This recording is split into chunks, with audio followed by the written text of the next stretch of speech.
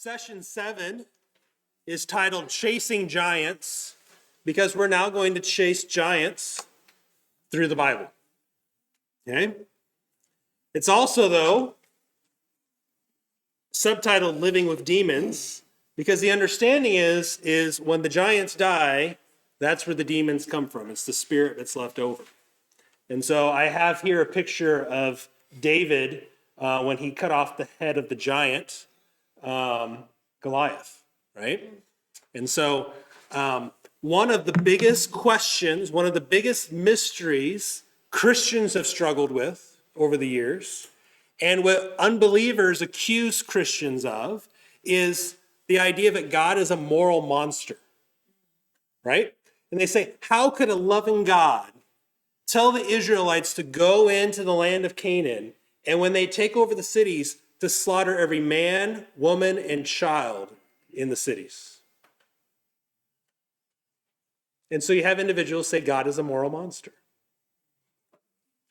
We are going to answer the question of why God did this tonight. I got your attention?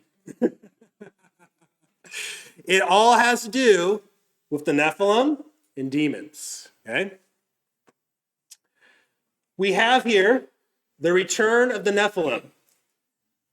Moses, when he wrote Genesis, was very careful in his word choices in a lot of places in Genesis. When we read Genesis 1 through 11 specifically, and really even 12 through 50, we need to read it in the mindset that it's written to the original audience of those Israelites who came out of Egypt. And Moses is trying to give an explanation to make sense of the world that the Israelites find themselves in.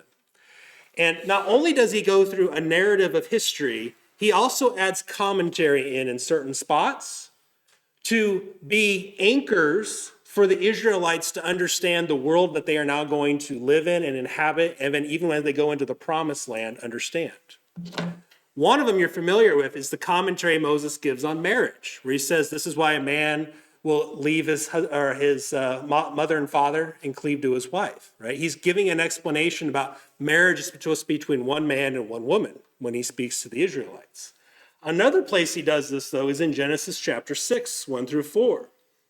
Because he says, when man began to multiply on the face of the land and daughters were born to them, the sons of God saw that the daughters of man were attractive, and they took as their wives any they chose.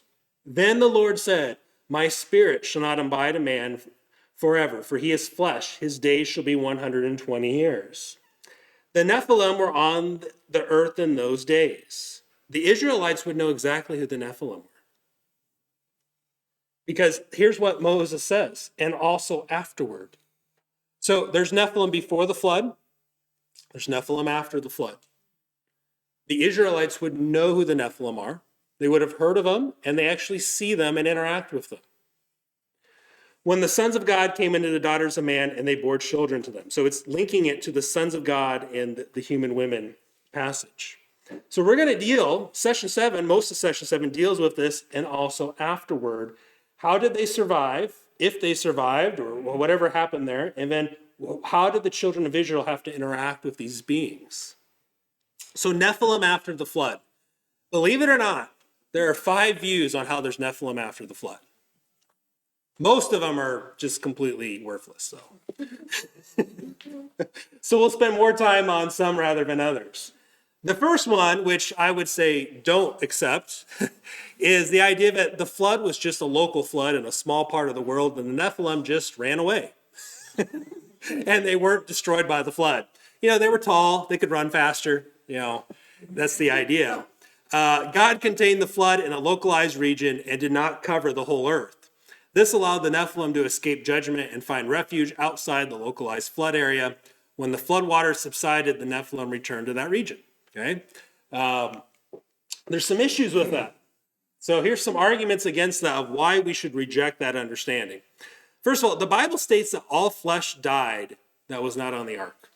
Genesis 7, 21 to 23 clearly says all flesh in the world died, human and animal, that was not in the ark. You were either in the ark to find salvation from the flood, otherwise you found destruction outside the ark.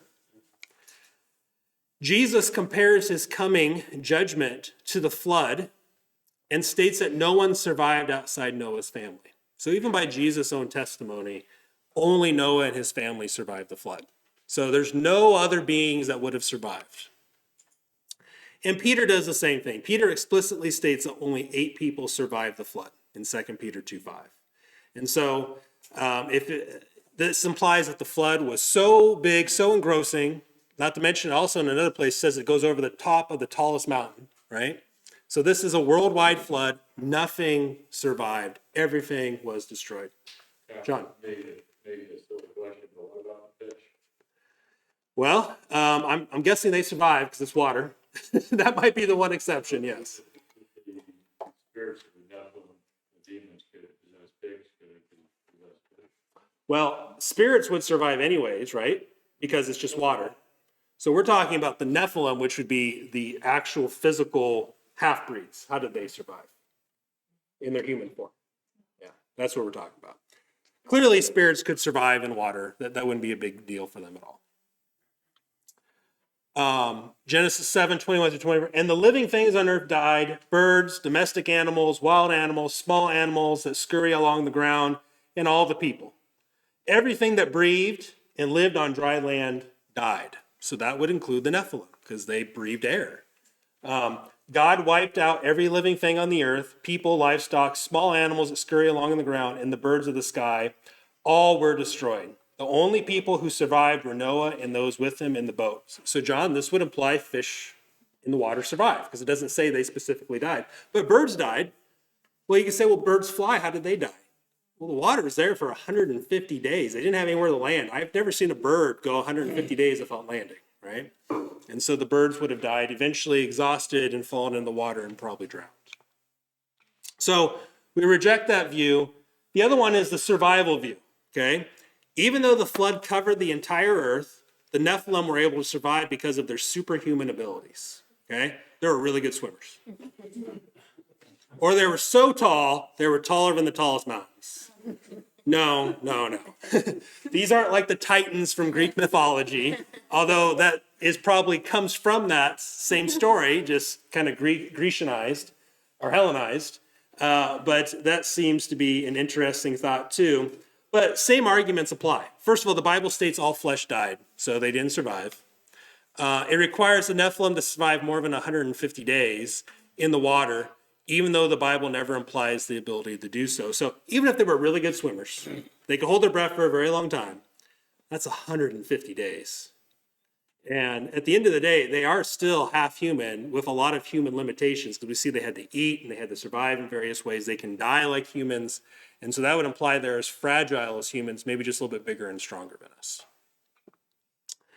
And then the other case is the Enochian account states that God sent angels to destroy the living Nephilim before the flood came. God sent archangels down and just slaughtered every single Nephilim there was before the watchers. So this would be their children, and the watchers had to watch their children be slaughtered by the angels. And then here's the passage from Enoch. And God said to Michael, he said, "Go, Michael, bind Shemaiah and the others with them who have mated with the daughters of men, so that they were defiled them in their uncleanness. And when their sons perish and they see the destruction of their beloved ones, bind them for 70 generations in the valleys of the earth, until the day of their judgment and consummation, until the everlasting judgment is consumed." And so we see that they were forced to watch the destruction of their offspring. So we reject that view. I don't think that holds any weight.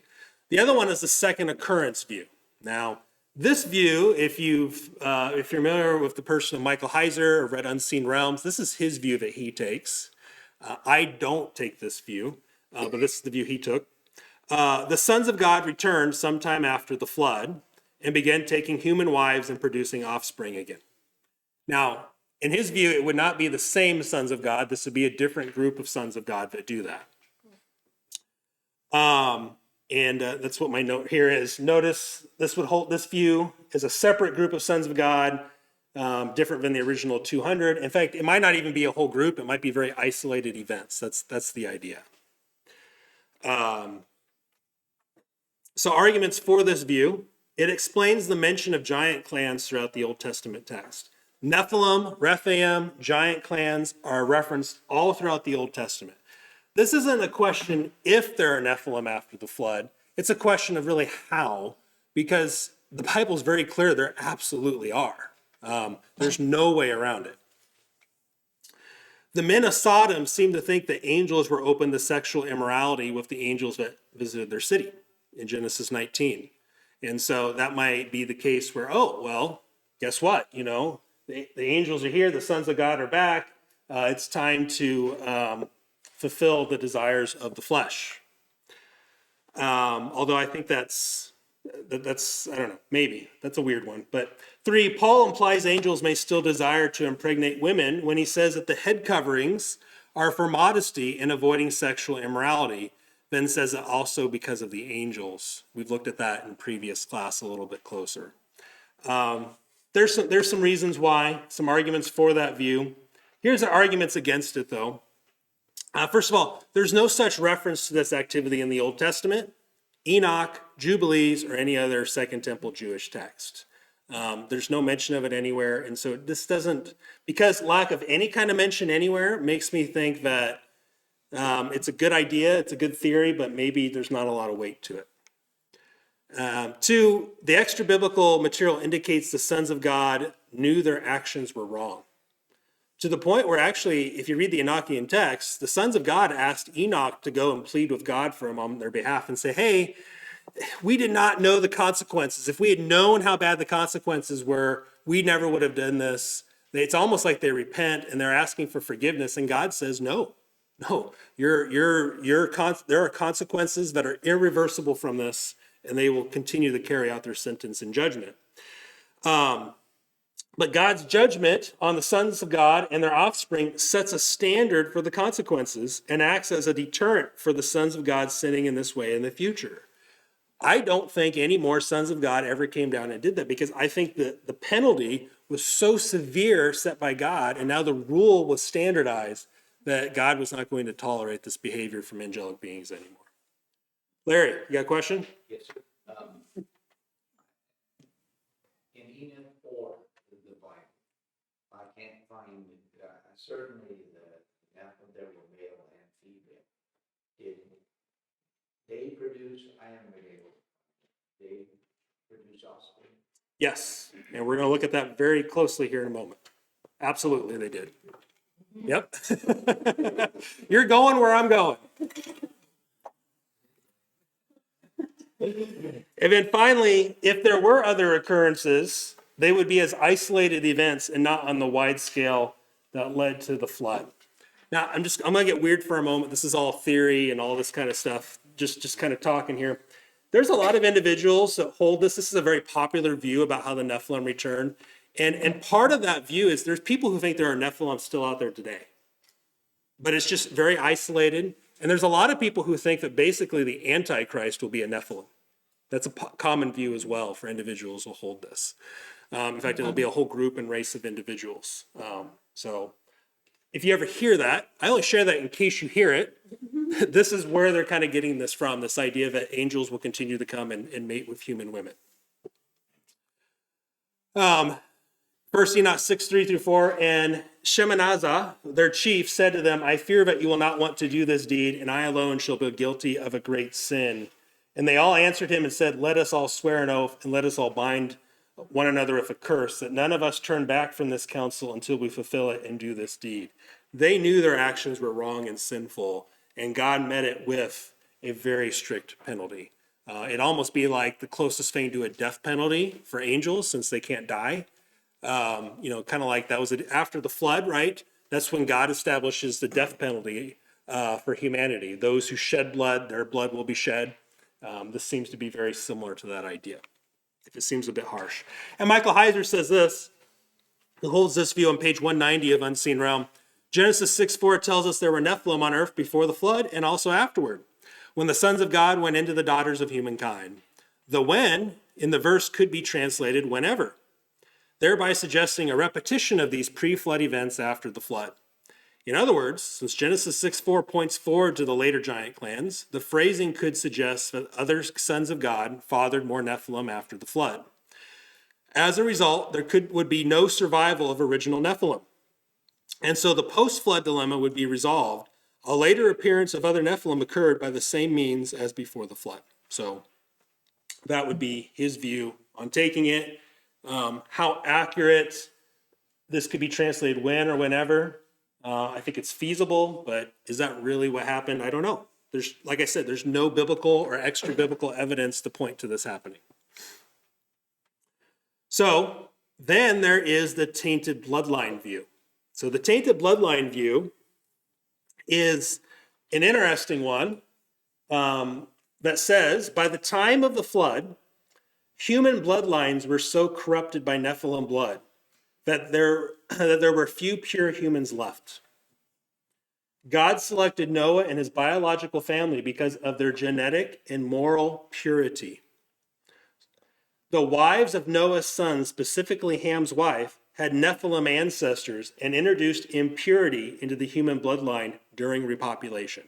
Let me put this in layman terms. Noah, his wife, both pure humans, okay? Their sons would have been pure human. Their wives, who would have came from outside of the line of Noah, could have been suspect. In other words, they could have been part Nephilim, okay? And so that would be the genetic bloodline that would allow them to survive on the ark, come out on the other side, and start to have Nephilim again. And actually, we're going to, as we continue to look at this, specifically, it's the line of Ham. The line of Ham is filled with Nephilim, as we'll see in the biblical text as we walk through this evening. So how this works, it says in Genesis 6:9, these are the generations of Noah. Noah was a righteous man, and the word is blameless. This word blameless means complete, unscathed, intact, blameless, without fault, free of blemish, impeccable, honest, devout, honesty, integrity, blameless, completeness. That is the broad semantic range of the word, how it can be used. Typically, when it's referring to a human, it's talking about, somebody who is basically blameless before God. God doesn't find any sin in them. Abraham's called blameless. Noah's called blameless. Moses is called blameless, and there's a few other individuals. When it's talking about an animal, though, is the interesting thing. And it uses the word blemish. It would be without like a defect. So think, is it Jacob who goes? He has to run away from his family because he lied to his father Isaac, right? And he goes to work for his uncle. It's his uncle, right? Yeah, thank you, uncle. Remember, and he has to work 7 years for the wives, and he has to do it twice because he gets deceived.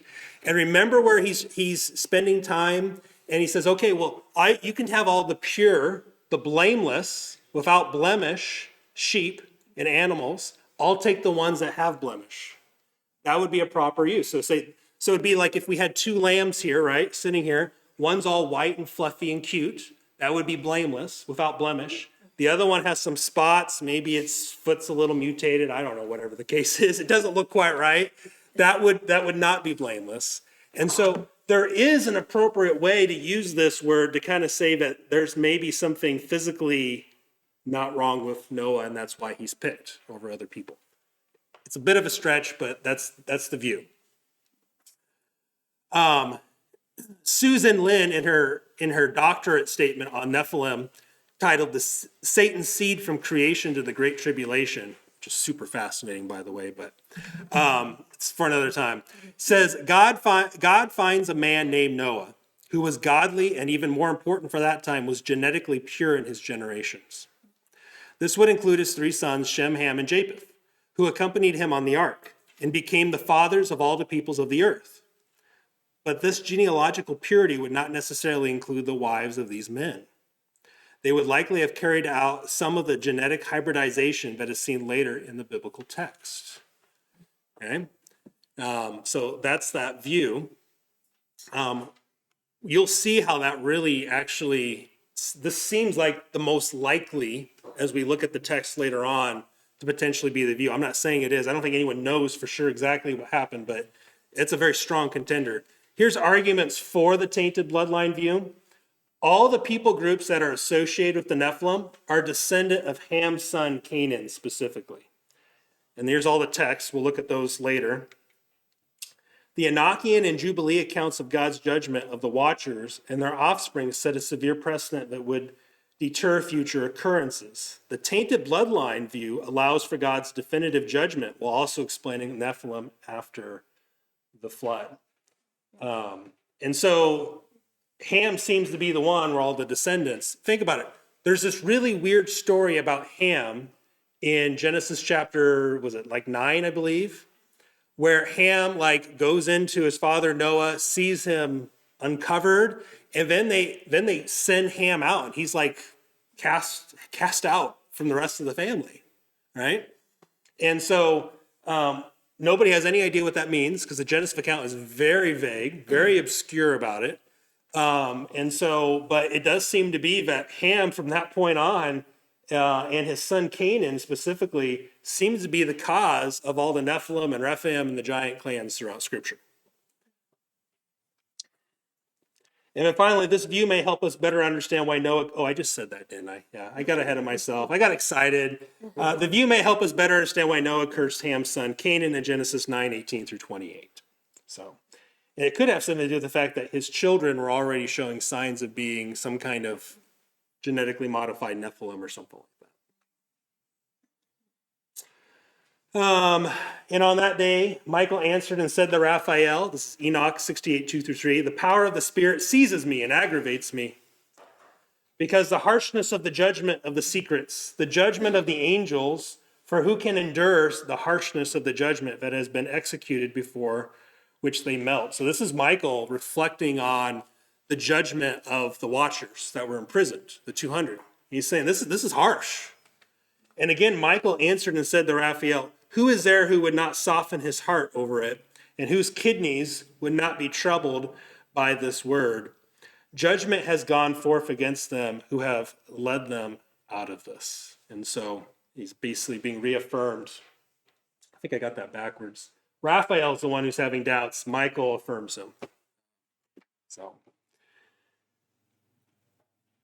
arguments against the tainted bloodline view. It's not perfect. None of these views are perfect. If God's purpose in the flood was to destroy unclean humanity, why would he allow Ham's wife, who is presumed to be part Nephilim, onto the ark in the first place? That's the biggest issue I have with this view. Is like, why would God allow that to happen to begin with? If he's wiping everything clean, why did Ham's wife, why was she allowed? Why wouldn't God say, nope, that woman's not on the ark. Just cast her out, throw her overboard. I don't know, something, right? There's some weirdness there. Number two, although the giant clans can be traced back to Ham's son, this does not require that Canaan's mother was part Nephilim. Canaan and or his descendants could have been involved with other spirit beings that produce their giganticism, which takes us to the fifth view, the pagan ritual view. Okay, good, there's no kids, except for mine. They've heard this. The pagan ritual view, this would be the view that I think it most aligns with what the Eastern Orthodox Church and the Coptic Christians and the Ethiopian Church would believe about this whole event. The pagan ritual view, and there does seem to be a lot of weight to the pagan ritual view, but there is a huge issue with this one too, as we'll see. The pagan ritual view says this: a pagan ritual, a priest or other male participant would be inhabited by a Nephilim spirit, called a demon in the New Testament, who would physically impregnate a woman. In nations where the king was thought to be a god, he would take women to produce heirs. The resulting child would have a divine status because their father was either fully or partially a god. And so we see this in ancient texts. Like, how many of you are familiar with the Epic of Gilgamesh? One person. Thanks, Leah. I appreciate that. Gilgamesh boasted that he was 2/3 divine, only 1/3 human, that he was as strong as an ox and undefeated in battle. And that's actually what the whole Epic of Gilgamesh seems to be, this individual who is part divine, like a Nephilim, who is able to do these great deeds. And there's all sorts of evidence that Gilgamesh may have actually been a real person who actually existed. It's not just a made-up story. And that's supposed to be a statue of him, I guess. There's all sorts of ancient statues we have of Gilgamesh. I like the beard. Can anyone grow a beard like that? John? Maybe John? I mean, get the jewelry in there? You could. Oh, I thought it was macrame. That's good. So here's some arguments for the pagan ritual view. Deuteronomy 3:11 describes a 14-foot long bed owned by King Og, one of the last Rephaim. So this is when the Israelites come in, and they're going to the east of the Jordan River, up into Bashan in the shadow of Mount Hermon, and they find King Og there, who has this huge bed. This description matches the bed found at the excavation of the ziggurat of Etemenanki in Babel or Babylon. Some believe that Etemenanki was the Tower of Babel. In fact, actually, people are getting closer and closer to just saying it is the Tower of Babel. In fact, I watched an Answers in Genesis video where I'm pretty confident they basically just came out and said, yeah, it's the Tower of Babel. And so there was a bed that was found in the rubble there that matches the same description as King Og's bed. And so this seems to be a ritual bed where these pagan rituals would take place. Okay. It allows for the return of the Nephilim without the sons of God continuing to disobey God, or God allowing Noah's son to marry someone who was part Nephilim. It does answer that. So you don't have the issue of them returning. You don't have the issue of God allowing a half Nephilim or part Nephilim woman onto the flood or onto the ark. Deuteronomy 3:11, here's that text. For only Og, the king of Bashan, was left of the remnant of the Rephaim. Behold, his bed was a bed of iron. It is not in Rabbath, is it not in Rabbath of the Ammonites? So the writer in that day is saying, you guys saw it. I mean, y'all know about this as he's writing this down. 9 cubits was its length and 4 cubits its breadth, according to the common cubit of the time. But it's not perfect. None of these views are perfect. Arguments against the pagan ritual view. The sons of God who impregnated women in Genesis 6:1-4 were full spirit beings, not just spirits possessing a human body. This view demands that a possession completely alters a person's genetics, which isn't implied anywhere in the Bible. What do I mean by that? So let's say we got a person here, okay? And this guy is demon possessed. His physical body hasn't changed, right? So if he then mates with a woman and a child is produced, what DNA has he passed on? His own human DNA. There's no spirit DNA. So that's the breakdown for me. I mean, I think you can get around it to a certain extent because I do think there is something to this idea called traducianism. Traducianism is the idea that in human parents, we have everything to reproduce, not just the physical human when we have a child, but also the spirit. So we reproduce our spirit and the physicality. We pass it down. God's not just creating a spirit and shoving it in somebody at conception or anything like that. It's all totally within the human makeup to design that. If that's true, if traducianism is true, I can maybe see how this could happen. And there's also cases, I mean, some of you have probably watched movies like The Exorcist and stuff like that. Roman Catholics have a lot of documentation on exorcism, and a lot of it I've read. There's too much for me to spend read of all, but I've read some of it. They seem to talk about how demonic possession on extreme cases can alter the physicality of people, similar to like in The Exorcism that maybe some of you have seen. So what I'm saying is there's a lot of suspect stuff I'm introducing to make that work. So take what you want from it. And then number 2, even if such pagan rituals produces a unique Nephilim offspring, this does not explain the biblical account where an entire people group are referred to as giants. The Bible is very clear. These people are big, okay?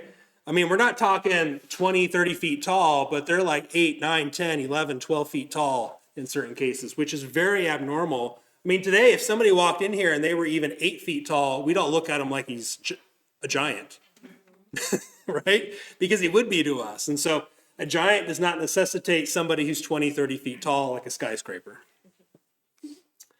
Numbers 13. So they brought to the people of Israel a bad report of the land that they had spied out, saying, the land through which we have gone to spy it out is a land that devours its inhabitants, and all the people that we saw in it are of great height. And there we saw the Nephilim, the sons of ENOCH, who come from the Nephilim. And we seemed to them ourselves like grasshoppers, and so we seemed to them. And so the accounts, when they talk about Nephilim in the Old Testament after the flood, these are people who are big. They are set apart from every other people group. Think Goliath or Goliath's brothers that David kills later on, who are less well known.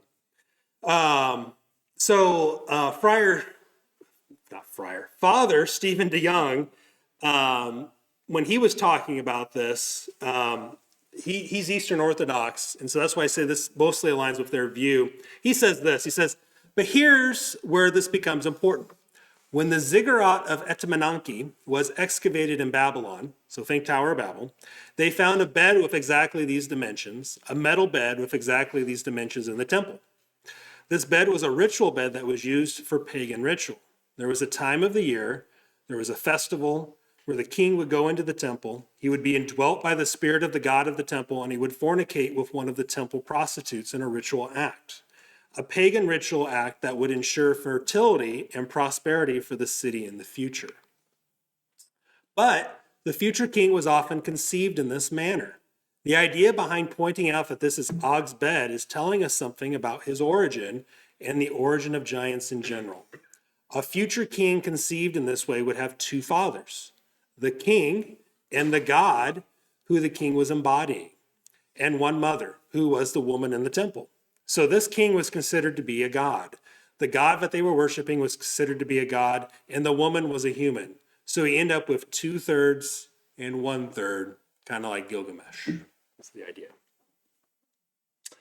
And it is interesting to note, I mean, if you spend any time studying the occult or satanic rituals or stuff like that, which I would not recommend, and I barely dabble in it because it really freaks me out.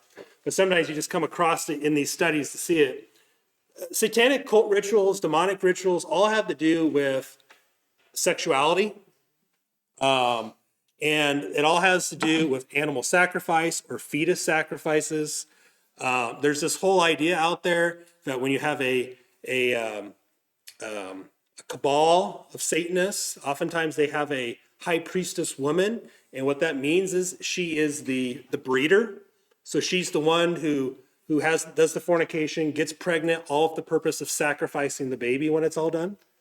Okay, and oftentimes the idea is she's demon possessed, and then the leader over that is demon possessed as well. And so there's just a lot of this type of stuff. So it's dark. It is super dark. But that's where all this would come from. So this does live on in some way. If this is not how the Nephilim survive, this is definitely a practice that was from back then that continues to this day in some regard. So, which view perfectly explains the Nephilim after the flood? Well, quoting myself, I say this. We cannot say with certainty how the Nephilim returned after the flood. However, because Genesis 6:4 says the Nephilim were on the earth in those days and also afterward, we can't get away from what the text says. We do know that they returned. We also know that the giant clans in the land of Canaan originated from the land of Canaan. This explains why God had Israel take possession of the promised land and wipe out its giant-like inhabitants. God not only gave Israel their own land, but sent them to eliminate the offspring of these Nephilim spirits in the same way he destroyed the Nephilim in the flood. God taking the promised land was him once and for all eliminating Nephilim from the earth. That was the purpose of it. How we doing? So that's when he ordered them to kill everybody. No, this was before the flood. He ordered them to kill everybody. Oh, or no, are you talking about when he ordered the Israelites? Yes, that would be the case. There seems to be, when they go into a city and they're told to kill everybody, man, woman, and child, it's a giant clan. When it's not, They can do whatever they want. Just defeat them, push them off the land, whatever the case is. It's not as strict. So, genealogies. Let's break this down. In your notes, you have the genealogies of Ham. I know this is kind of small, so you're going to want to look at on your paper. But here you have up the top, you have Noah, right? Noah, and then you have Ham. So this is specifically looking at the line of Ham. Ham had 4 sons that we know of: Cush, Egypt, Put, and Canaan. Okay? Egypt is eventually the one who's known as kind of the father of Egypt. Okay? Cush would be the father of the Cushites. These should all be, if you've read the Old Testament, these should sound familiar if you're not specifically sure what they are. Put doesn't seem to have any descendants, so he must have stayed put. Yeah.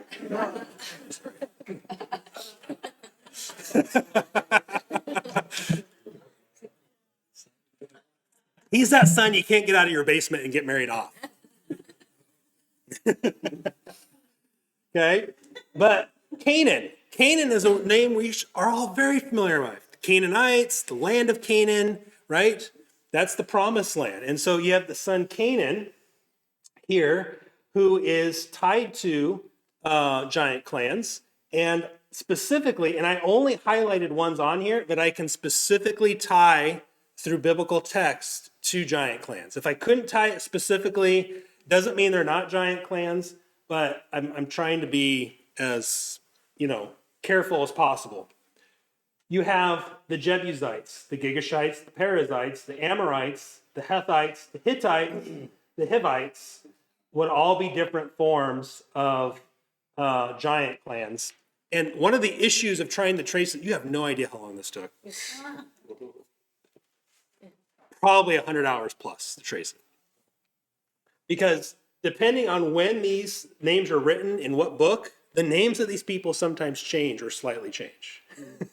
And so there's a lot of study to try to break this down to see this. But every single one, every giant clan is through the line of Ham. So if Ham's wife wasn't genetically impure somehow, Ham certainly was messing with the occult in some serious way to produce these heirs if it's the pagan ritual line. And here's the interesting thing. Nimrod, okay, you want to know who Nimrod is? Well, not only that, but he's the founder of Babylon, Tower of Babel. There's some indication that he might have been a giant as well in that, but not as tightly. That's why I have him highlighted. But everyone else comes through Canaan.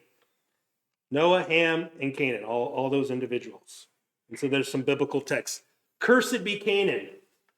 A servant of servants shall he be to his brother. Genesis 9:25. But in the cities of these people that the Lord your God is giving you for an inheritance, you shall save alive nothing that breathes, but you shall devote them to complete destruction.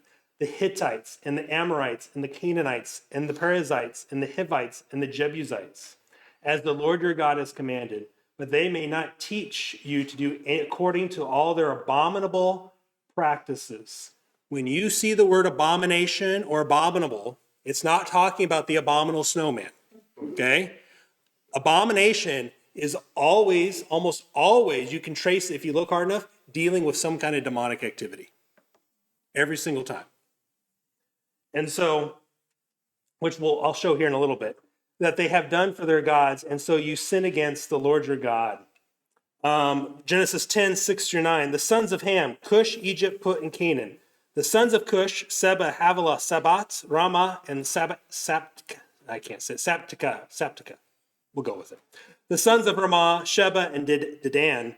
Cush fathered Nimrod. He was the first on the earth to be a mighty man.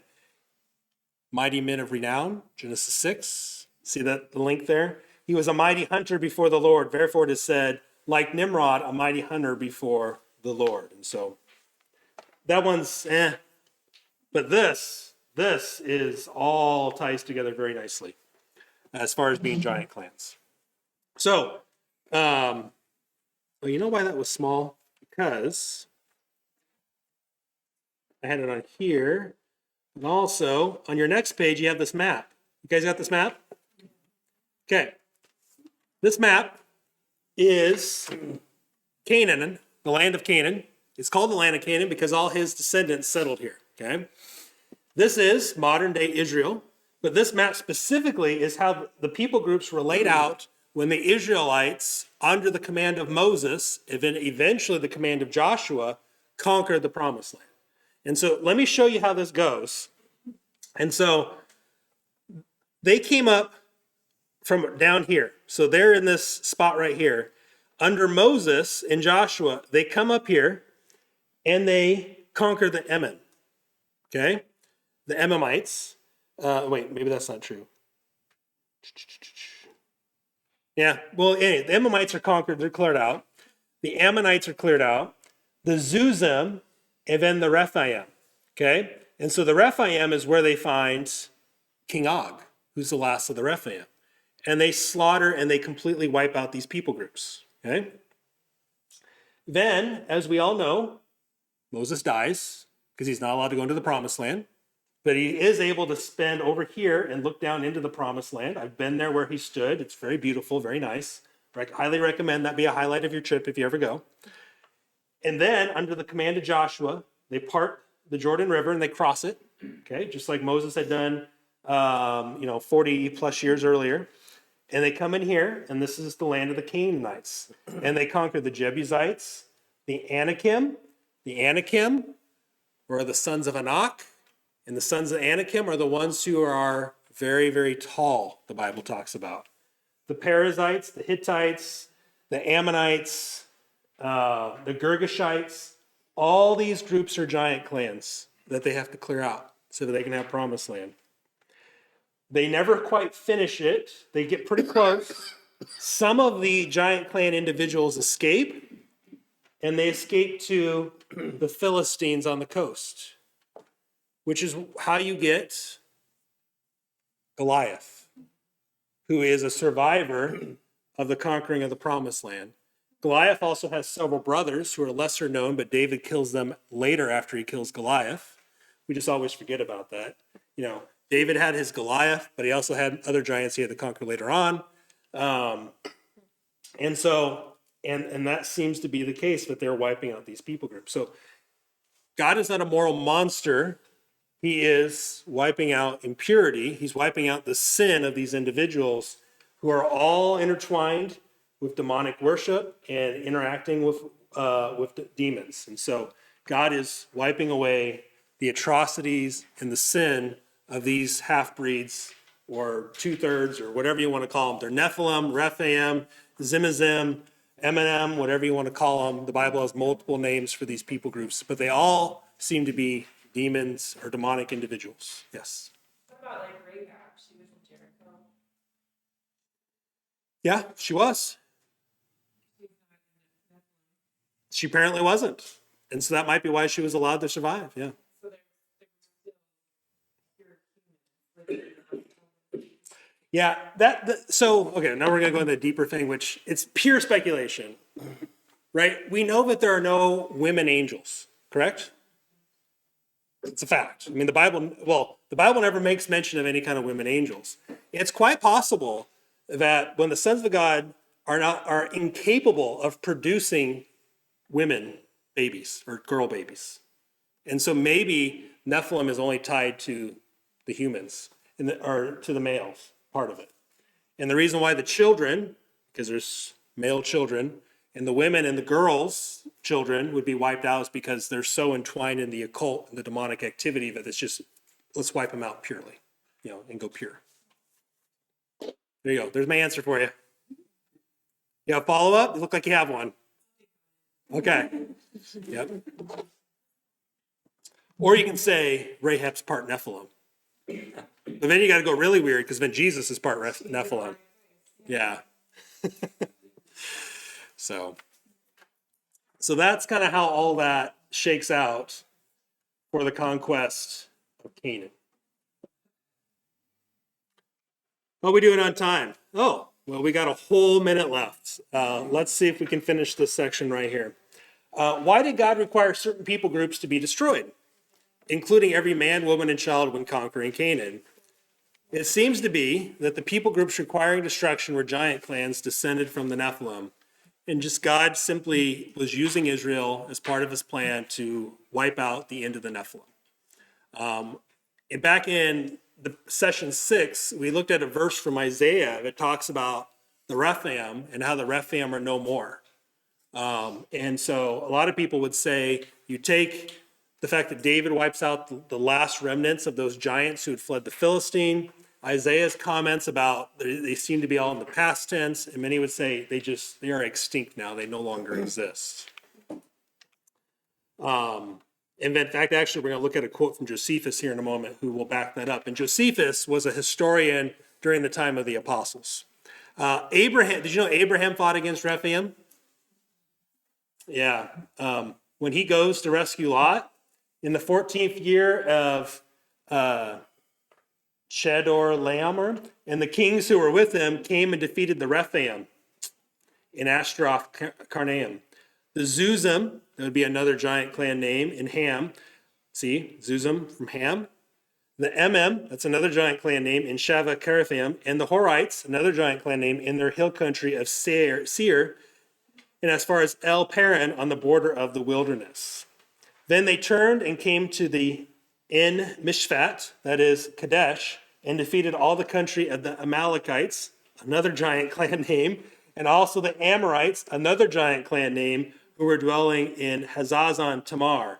So not only did Abraham go and rescue Lot against all odds, but they were fighting giant clans at the same time. But you didn't know that one. That one's probably new for all of you. 12 spies sent in the Canaan see giants. We've already looked at the Numbers 13 passage. They go into the land and they say these people are tall. The spies are so afraid of these people because they're so big that they say, we just shouldn't go conquer it. And they disobey God, and that's why they have to wander the wilderness for 40 years. The descendants of Lot and Esau cleared out giant clans as well. Look what it says here. Lot and Esau, it says in Deuteronomy 2:8 through 12, so we went on away from our brothers, the people of Esau, who live in Seir, away from Abrava road from Eloth and Ezion. See, this is why nobody reads this stuff. Like, this is just ridiculous. Like, and we turned and went in the direction of the wilderness of Moab. And the Lord said to me, do not harass Moab or contend with them in battle, for I will not give you any of their land for a possession, because I have given Ar to the people of Lot for a possession. The descendants of Lot got this land. The Emem formerly lived there, which is a giant clan name, a people great and many, and as tall as the Anakim. Like the Anakim, they are also counted as Rephaim, but the Moabites call them Emem. The Horites also lived in Seir formerly, but the people of Esau disposed them and destroyed them from before them and settled in their place, as Israel did to the land of their possessions, which the Lord gave to them. Remember, Esau, he got a blessing as well, and he had some land as part of that. And so God uses Esau and his descendants, just like he did Jacob and his descendants, to clear out giant clans. Israel finished off the Rephaim when defeating Og. We looked at that passage earlier. It says Og was the last of the Rephaim. God gave Israel a general command to destroy whole people groups before entering the promised land. We read that passage as well. David kills Goliath. We don't need to go there, right? We all know that well enough, right? I mean, nobody in the whole army of Israel, even King Saul, who's the tallest of all the Israelites, refuses to go into battle against Goliath. And David, this small little shepherd boy, says, I got it. David defeats multiple giants in war against the Philistines. This is the one you're probably not familiar with. This is Goliath's brothers. And there was again war in Gath, where there was a man of great stature who had 6 fingers on each hand and 6 toes on each foot, 24 in number. And he also was descended from the giants. And when he taunted Israel, Jonathan, the son of Shimei, David's brother, struck him down. These 4 were descendants from the giants in Gath, and they all fell by the hand of David and by the hand of his servants. So David and his men wiped out the rest of the giants from the Philistines. See, that's what nobody knows about. Okay, Josephus writes this. He's a Roman historian. He's Jewish. He writes this. He says, for which reason they removed their camp to Hebron, and when they had taken it, they slew all the inhabitants. He's writing about the same stuff we were just reading about, the Israelites taking over the land of Canaan, in the promised land. There were till then left the race of giants, who had bodies so large and countenances so entirely different from other men, that they were surprising to the sight and terrible to the hearing. The bones of these men are still shown to this very day. So David and or not David, I'm sorry. Joshua, Moses, okay, this is, approximately 1000 BC, 1,000 years before Christ. 1,000 years later, Josephus is writing, the bones of these men are still shown to this very day, unlike to any credible relations of other men. So he says there is still evidence of these individuals that have been somehow been preserved that people could have seen back then. Do we have it today? Doesn't seem to be so, but who you can probably blame for that? The Muslims. The Muslims in 700 AD came in and ransacked all of Israel, all of northern Egypt, all the way up through Turkey, all the places where all this take place. They burned and razed everything to the ground, okay, and destroyed everything. So we don't have anything from before 700 AD, very little anyways, that isn't this damaged or destroyed. And that's all I got for you tonight. That's a good place to stop. Let me close this in a word of prayer. Heavenly Father, we just are very thankful for your word and how it guides us and understands. And we're thankful that we can dig into your word and find answers to things and questions that people have. Without your word, we would be lost. Not only would we not understand the history of where we came from, that you're the creator of the world, but we also would understand our sin and our need for a Savior. And we're very thankful for our Lord Jesus Christ, who's died for us. And my prayer is that we would be more enamored with who Christ is, with who you are, what Christ has done for us, than we would with anything dealing with demons or Satan. For you are the one that we should have our hearts and minds set upon, and not the forces of evil. And I pray that's the prayer for all of us as we go into this week and as we celebrate Good Friday and Easter, and that we would have our hearts and minds set upon you and what Christ has done. And I ask this in Jesus' name. Amen.